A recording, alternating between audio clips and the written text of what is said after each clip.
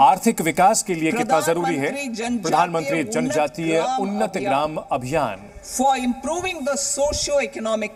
हमारी कोशिश है कि जो जनजातीय समुदाय हैं उनका सामाजिक विकास हो सके और इसके लिए हम प्रधानमंत्री जनजातीय उन्नत ग्राम अभियान को शुरू कर रहे हैं ताकि इसमें जो आदिवासी परिवार हैं और जो आदिवासी बहुल इलाके हैं, जो गांव हैं और जो ऐसे आकांक्षी जिले हैं वहां पर इन्हें लागू किया जाएगा। और इसमें 63,000 गांवों को शामिल किया जा रहा है और 5 करोड़ से ज्यादा आदिवासी आबादी को इसका फायदा मिलेगा।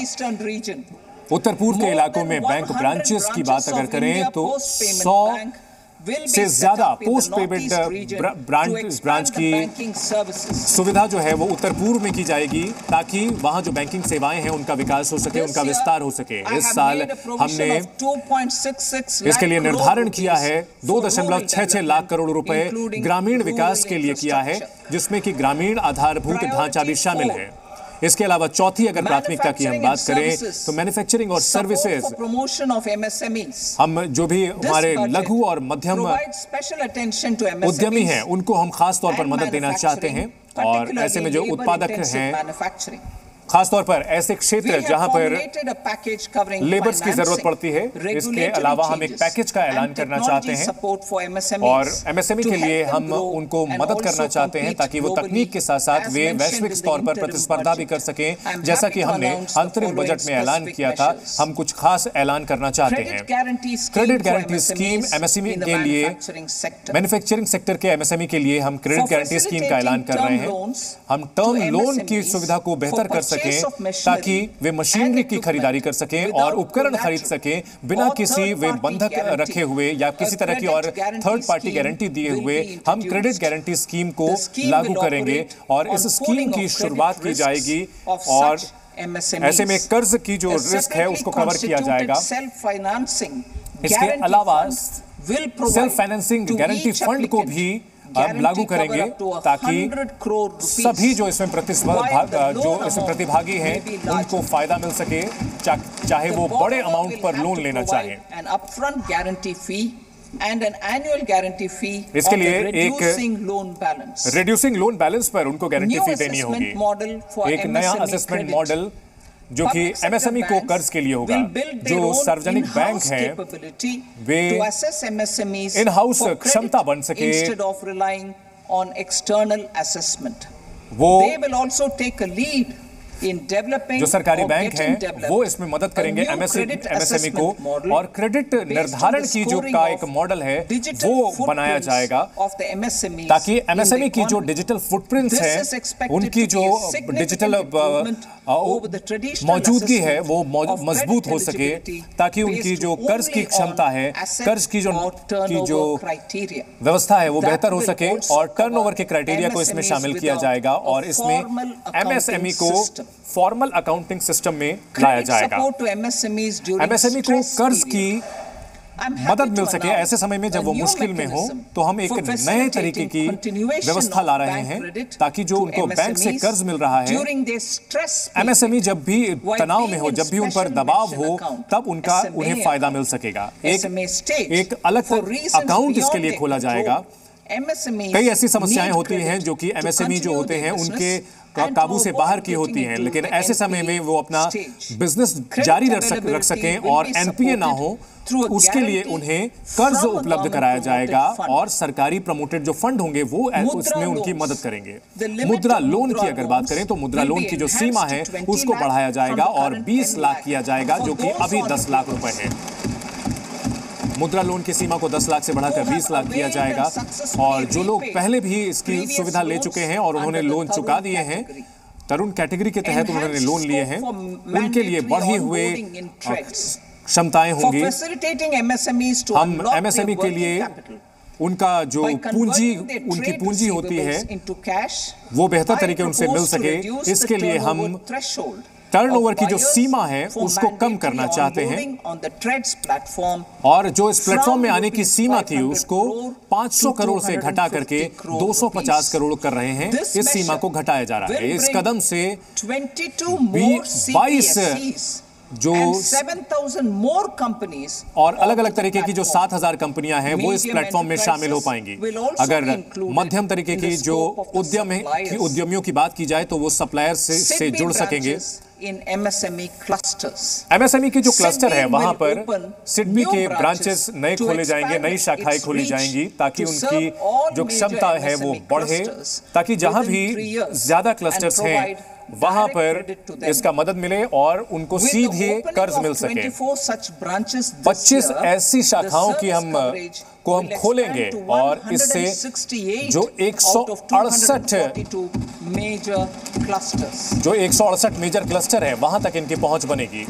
MSME यूनिट जो कि खाद्य से जुड़े हुई हैं और उनकी क्वालिटी और टेस्टिंग जांच के लिए हम आर्थिक मदद करेंगे। Food irradiation units in the MSME sector will be provided. MSME sector में जो खाद्य प्रसंस्करण से मामले हैं उनको जोड़ा जाएगा, इससे कि जो खाद्य सुरक्षा जांच है उनको बढ़ाया जाएगा।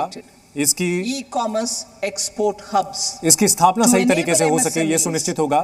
ई-कॉमर्स हब की स्थापना की जाएगी जो खासतौर पे जो कारीगर हैं वो इससे फायदा उठा सके और अंतर्राष्ट्रीय बाजार में अपना उत्पाद भेज सके। ई-कॉमर्स एक्सपोर्ट हब यानी निर्यात हब की स्थापना की जाएगी। पब्लिक प्राइवेट पार्टनरशिप मोड में इसे स्थापित किया जाएगा और हमारी कोशिश ये होगी कि जो विनियमन है वो काफी बिना किसी बाधा के हो सके और इससे कारोबार और निर्यात एक छत के नीचे हो सके, ये हम सुनिश्चित करेंगे।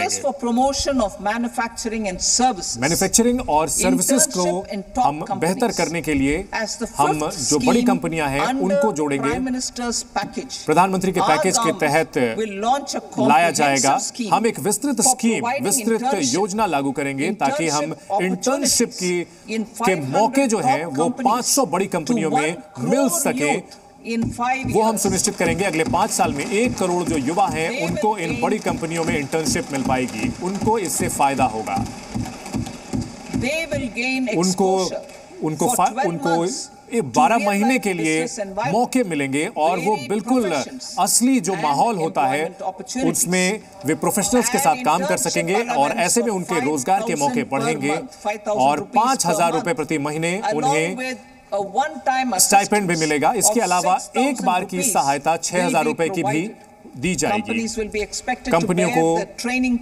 कंपनियां ये ट्रेनिंग का खर्च उठाएंगी और इंटर्नशिप का 10% खर्च भी कंपनी उठाएंगी अपने CSR फंड के तहत। जो औद्योगिक फायदे हैं, हम इंडस्ट्रियल पार्क बनाना चाहते हैं। हम इंडस्ट्रियल पार्क बनाना चाहते हैं पूरी तरह से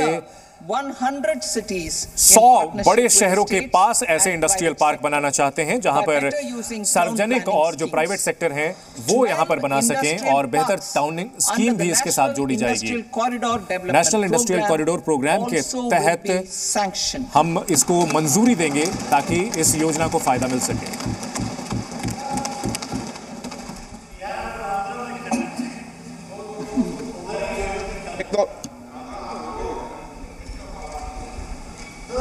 वेजी में पर नो प्लीज बैठिए।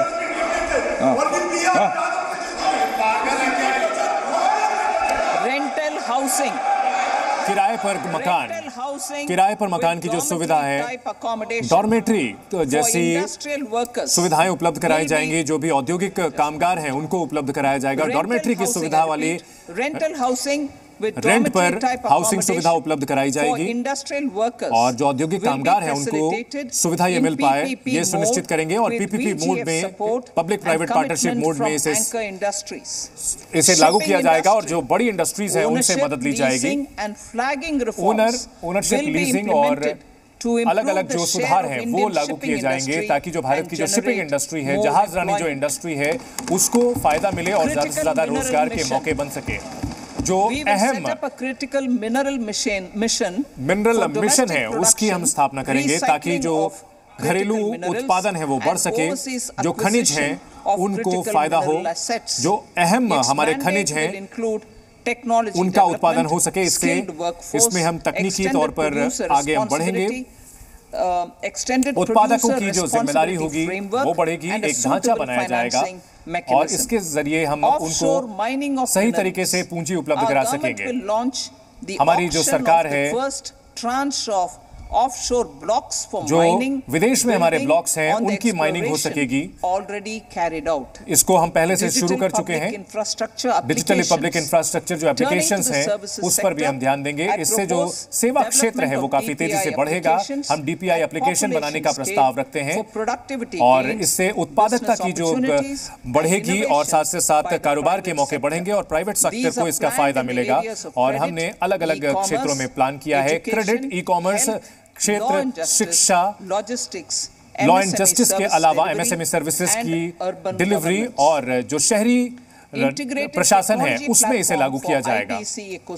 आईबीसी इकोसिस्टम हम बनाएंगे, एक समेकित तकनीकी प्लेटफॉर्म बनाया जाएगा जिसका मकसद जो आईबीसी यानी इंसॉल्वेंसी बैंक्रप्सी कोड है उसमें हम लागू करेंगे और ताकि इसमें जो सभी हितधारक हैं उनको फायदा मिल सके। जो एलएलपीज हैं उनको खुद से खत्म करने की प्रक्रिया को हम आगे बढ़ाएंगे। सीपेस जिसमें कि जो भी अपने खुद से एलएलपी अपने बंद करना चाहते हैं, हम चाहेंगे कि उनको कम समय में यह सुविधा उपलब्ध हो सके। राष्ट्रीय कंपनी लॉ ट्रिब्यूनल आईबीसी ने कई समस्याओं का समाधान किया है, जिसमें 1000 कंपनियों के विवाद जो थे उनको निपटारा किया है और 3.3 लाख करोड़ रुपए इससे जो कर्जदाता थे उनको मिला है, उनको उगाही करने में मदद मिली है। इसके अलावा 28,000 जो ऐसे केसेस थे जिसमें 10 लाख करोड़ से ज्यादा मामले थे उनको हमने पूरी तरह से निस्तारित किया है, खत्म किया है। आईबीसी में उचित बदलाव किए जाएंगे और जो ट्राइब्यूनल है और जो सर्वोच्च ट्राइब्यूनल है उसकी भी शुरुआत की जाएगी ताकि जो दिवालिया की प्रक्रिया है वो जल्द से जल्द निपटाया जा सके। और इसके लिए हम जरूरी कदम उठाएंगे ताकि और कंपनी एक्ट के तहत ही इसे खास तौर पर एक्सक्लूसिव तरीके से साबित किया जाएगा। कर्ज की उगाही की अगर बात की जाए तो जो कर्ज की उगाही के लिए जो ट्राइब्यूनल है उनको मजबूत किया जाएगा। अतिरिक्त ट्राइब्यूनल की स्थापना की जाएगी ताकि जो रिकवरी है यानी उगाही है वो बेहतर की जा सके। शहरी विकास को लेकर के अगर हमारी बात करें तो हमारी जो शहर है वो विकास के हब है। हमारी जो सरकार है वो राज्यों के साथ मिलकर के काम कर रही है ताकि जो शहर है उनको विकास के केंद्र के तौर पर स्थापित किया जा सके ताकि जो आर्थिक और ट्रांजिट यानी यातायात की व्यवस्था है वो मजबूत हो सके। और जो टाउन प्लानिंग की स्कीम है उसका हम इस्तेमाल कर रहे हैं। हम क्रिएटिव तरीके से शहरों का फिर से पुनर्विकास करना चाहते हैं। जो मौजूदा शहर है उनको हम पूरी तरह से आमूलचूल बदलाव के तरीके से हम नए ढांचे में विकास करना चाहते हैं और ताकि जो मार्केट बाजार की जरूरत है उसके हिसाब से वे विकास कर सके। अगर सार्वजनिक परिवहन की बात की जाए तो हम इसके लिए ऐसा विकास करना चाहते हैं जिससे कि जो 14 बड़े शहर हैं जहां की आबादी काफी ज्यादा है उनको हम सही तरीके से फंड उपलब्ध करा करके विकसित करेंगे। अर्बन हाउसिंग शहरी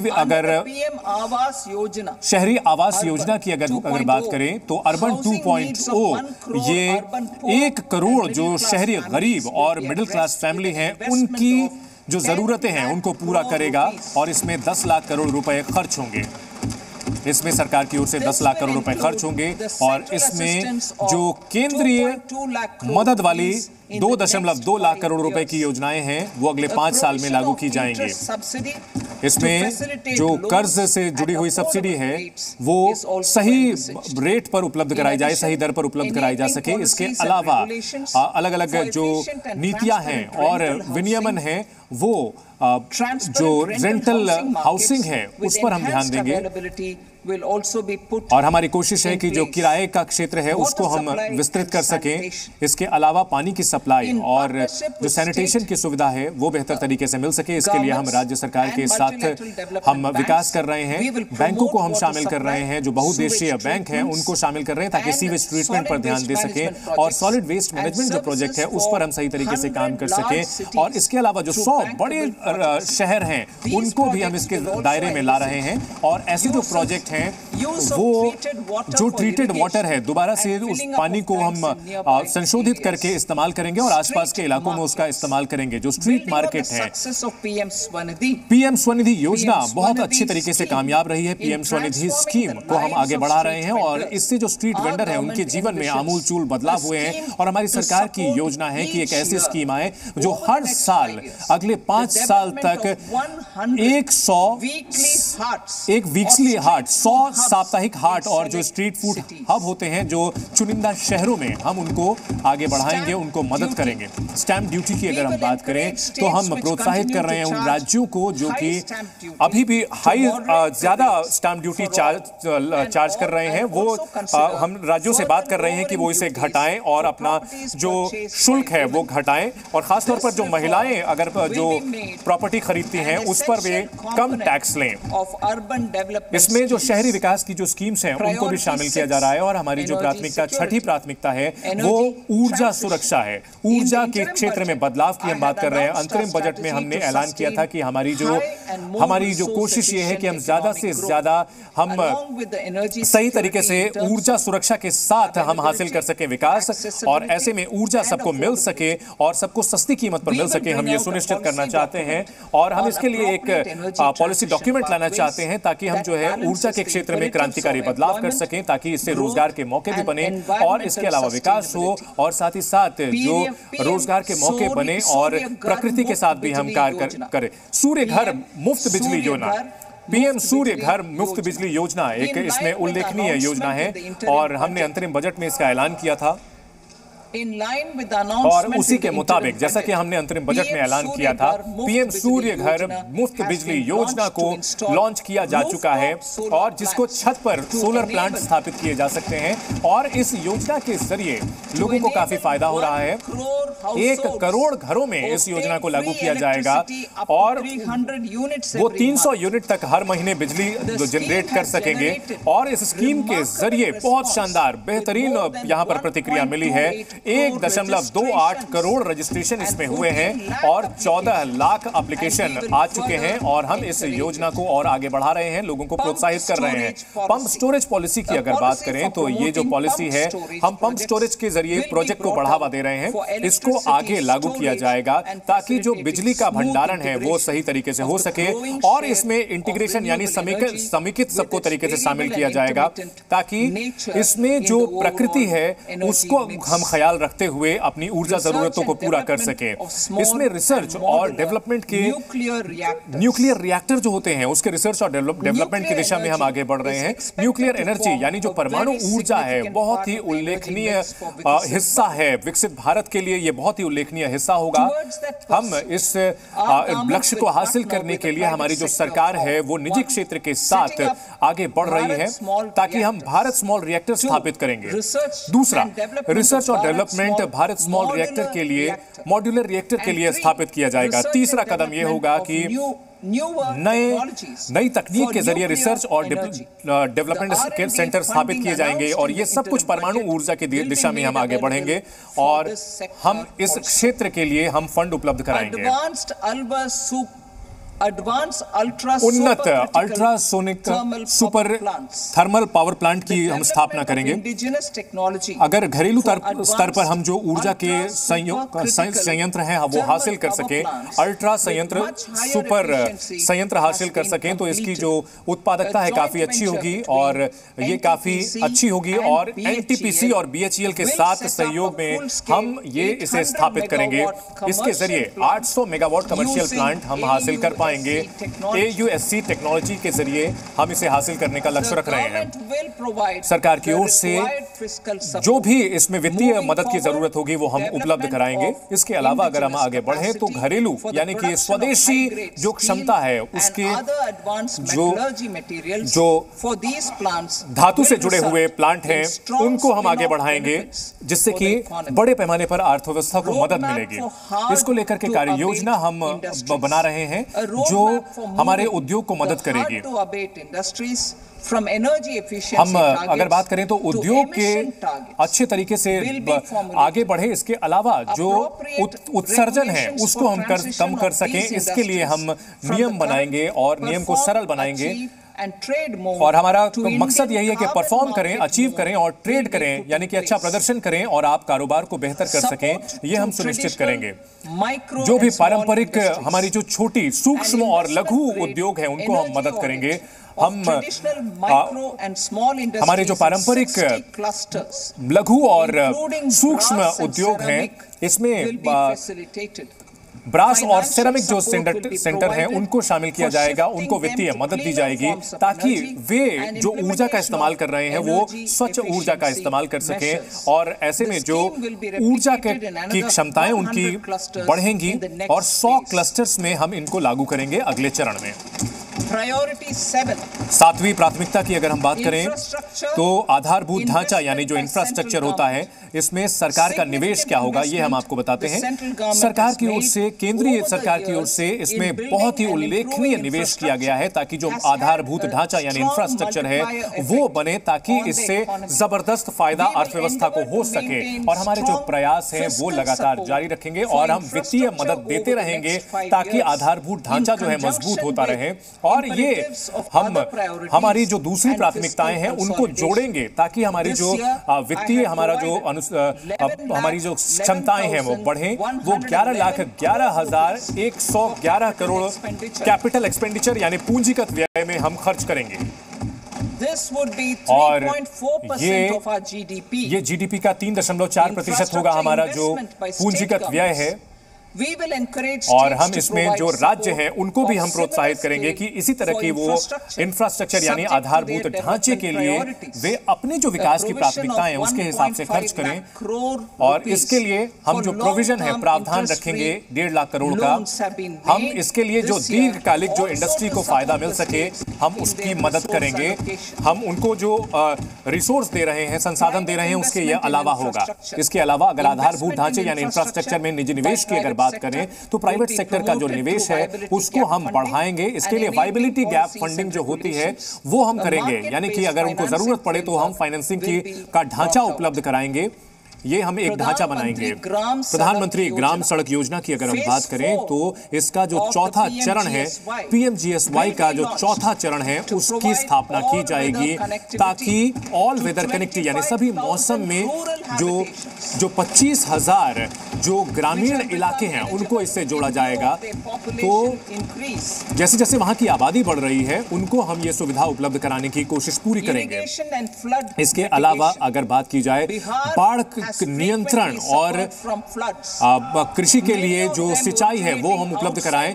बिहार के बाढ़ से बुरी तरह प्रभावित रहता है और हमारी योजना है कि हम बाढ़ कंट्रोल को लेकर के जो ढांचा है वो नेपाल में अभी नहीं बहुत बन पाया है और हमारी सरकार की कोशिश ये होगी कि सिंचाई की जो सुविधा है वो बेहतर हो सके और इसके अलावा जो दूसरे स्रोत हैं उसको हम मदद देंगे। ऐसे वो योजनाओं को हम मदद करेंगे। 11,500 करोड़ की योजनाओं को हम मदद करेंगे जिससे कि बाढ़ नियंत्रण हो सके और सिंचाई हो सके। कोसी मीची अलग अलग जो राज्य से जुड़े हुए योजनाएं हैं। इसके अलावा 20 जो पहले से चल रही योजनाएं हैं और जो नई योजनाएं हैं जिसमें कि बराज, नदियों में प्रदूषण को रोकने की कोशिश और जो सिंचाई की परियोजना है उसको हम मदद करेंगे। इसके अलावा हम सर्वे और जांच की कोसी से जुड़े कोसी में बाढ़ को नियंत्रित किया जा सके, कम किया जा सके, उसके लिए भी हम फंड उपलब्ध कराएंगे। असम की अगर हम बात करें, असम को हर साल बाढ़ की समस्या से जूझना पड़ता है जहां बाढ़ ब्रह्मपुत्र से और उसकी जो सहयोगी नदियां हैं वहां तबाही मचाती हैं, लेकिन ये सभी नदियां भारत से बाहर उनका उद्गम स्थल है। तो भारत को हम असम में हम फ्लड मैनेजमेंट यानी बाढ़ का प्रबंधन करने के लिए हम फंड उपलब्ध कराएंगे, मदद करेंगे। हिमाचल प्रदेश की अगर बात करें तो हिमाचल प्रदेश में बहुत जबरदस्त बाढ़ और आपदा की वजह से उनको काफी नुकसान हुआ है और हमारी सरकार इस राज्य को मदद करेगी ताकि पुनर्निर्माण हो सके और पुनर्वास हो सके और अलग अलग बहुउद्देशीय जो तरीके हैं उससे हम अलग अलग योजनाओं के जरिए ये काम करेंगे। हिमाचल प्रदेश को पुनर्वास हो सके, पुनर्निर्माण हो सके। इसके अलावा उत्तराखंड की भी बात करें तो यहाँ भी बादल फटने की घटनाओं से जबरदस्त लैंडस्लाइड होती है और तबाही होती है और हम राज्य को मदद करेंगे। हाल के दिनों में सिक्किम में भी जबरदस्त फ्लैश फ्लड आया था और वहां तबाही हुई थी, भूस्खलन हुआ था और वहां पर भयानक तबाही देखने को मिली थी सिक्किम में। हमारी सरकार सिक्किम को भी मदद उपलब्ध कराएगी।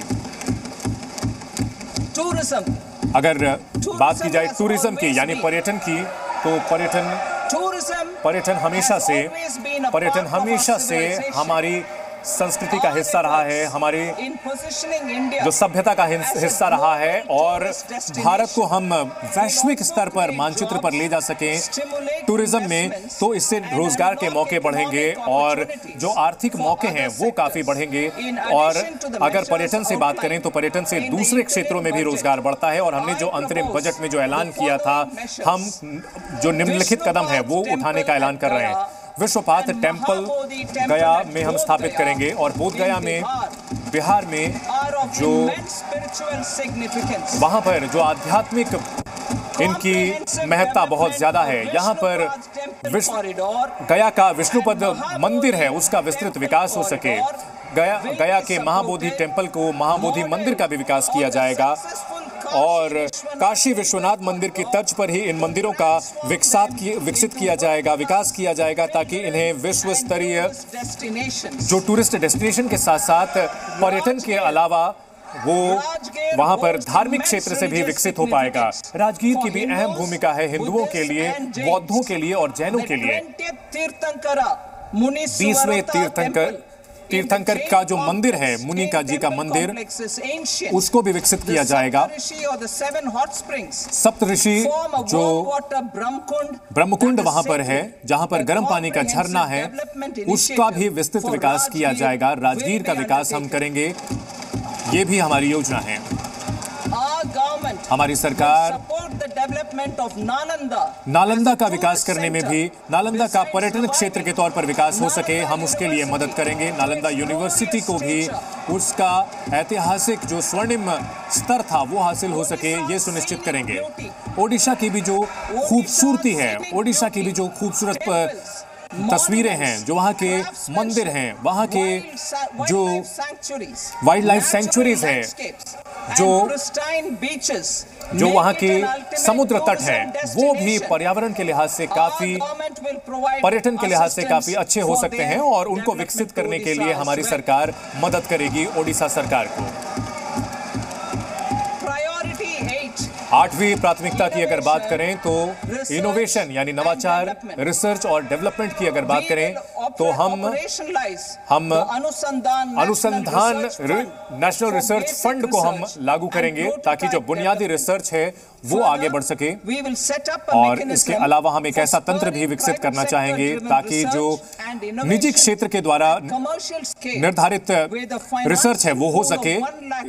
1 लाख करोड़ रुपए इसके लिए वित्त पोषण उपलब्ध कराया जाएगा, यानी फाइनेंसिंग उपलब्ध कराई जाएगी, जैसा कि हमने अंतरिम बजट में कहा था। स्पेस इकोनॉमी पर हमारा काफी ध्यान है और हम जो अंतरिक्ष की अर्थव्यवस्था है उस पर हम आगे बढ़ना चाहते हैं।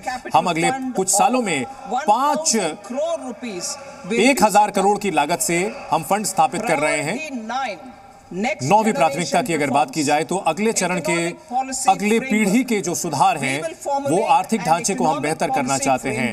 हम आर्थिक नीति का जो ढांचा है उसको हम बढ़ाना चाहते हैं ताकि हम आर्थिक विकास की दिशा में तेजी से आगे बढ़ सकें और हमारी जो अगली पीढ़ी के जो सुधार हैं वो उसको हम लागू कर सकें ताकि रोजगार के मौके बढ़े और हमारा विकास काफी तेजी से हो सके।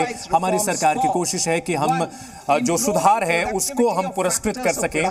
इसके लिए जो उत्पादन है उसको हम बढ़ाना चाहते हैं, साथ ही साथ जो मार्केट है और जो हमारे अलग अलग क्षेत्र हैं उसको हम कुशल बनाना चाहते हैं। इससे उत्पादन क्षेत्र में हम आगे बढ़ेंगे, जिससे कि जमीन, लेबर और उद्यम को आगे बढ़ाया जा सके और तकनीक को हम चाहते हैं कि वो हमारे इन लक्ष्यों को हासिल करने में मदद करे, हमारी उत्पादकता बढ़ाने में तकनीक सहायता कर सके, ये हम चाहते हैं।